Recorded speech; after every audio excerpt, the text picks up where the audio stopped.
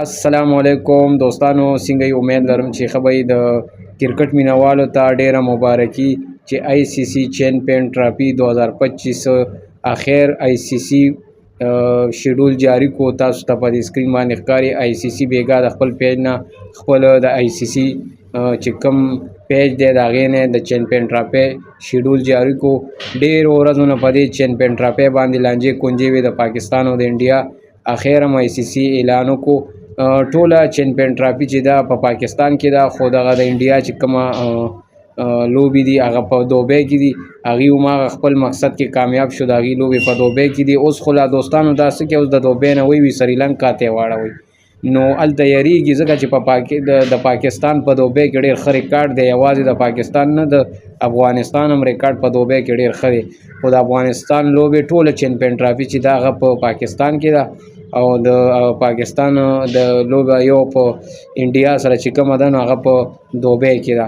نو انشاءالله هم دغه غټه لوبه ده، همدغې ته زموږ کتنه ده چې د انډیا نه به دغه چې دا د راتګ خبرې کولې چې یاره نه درځو او نه درځو، دغه بدل به انشاءالله په کرکټ کې اخلو او موږ خپل ټیم ته دعاګانې کوو، پاکستان ټیم ته چې دغه غټه بریا د دې نه وګټي او دغه یو غټه لوبه ده چې دغه غټ شکست وله ورکړي، نو د دې دا نه راتله به دغه کرکټ کې ته موږ بدل واخلو. نو ډېر زبردست ټورنمنټ دی روان دی، اوس به شروع کېږي انشاءالله. دغه یوه نیمه میاشت ده، نو هر ټیم دی چې ورته تیارې کوي، که د افغانستان دی، بنګلادیش دی، انګلینډ دی، ساوت افریقا ده، اسټرالیا ده، اته ټیمان دي، انډیا شو، پاکستان شو، نو تیارې روانې دي. چا پکې سیریزې خپلې ځان له دغه کړي دي. او دې کې به رښتیا دوستانو بله خبره، دې کې به داسې پرټسي لوبې راځي، نو کیدی شي د پاکستان او د افغانستان لوبه هم پکې پرټسي راشي، او هغه داسې نه چې بس د آی سی سی په دغه کې نه، بس هغه پرټسي که تا وګټل او که تا بیله.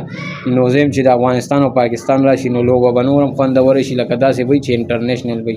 نو دوه لوبې به افریق کوي، لکه مطلب پرټسي. نو پکار دی چې پاکستان او د افغانستان راشي. افغانستان له پکار دی چې پاکستان سره کېږي.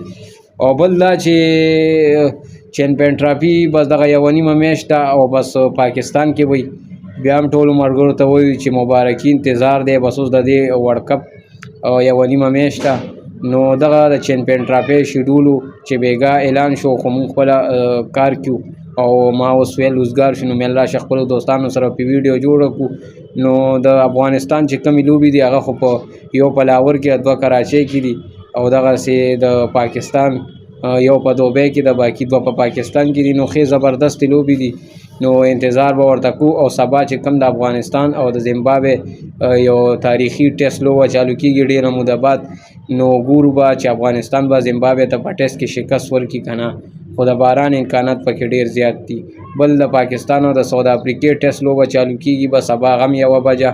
نو انتظار به کوو چې څه به کېږي، پاکستان به ساوت افریقې ته په ټیسټ کې هم شکست ورکړي او که نه. په کمنټ کې د دواړو رایې راکړئ او د چیمپئن ټرافي په حواله تاسو څه وایي. نو دوستانو دغه ویډیو د ویډیو کتلو مننه. خوشحاله او آباد اوسئ چې چېرته هم یئ. د الله په امان.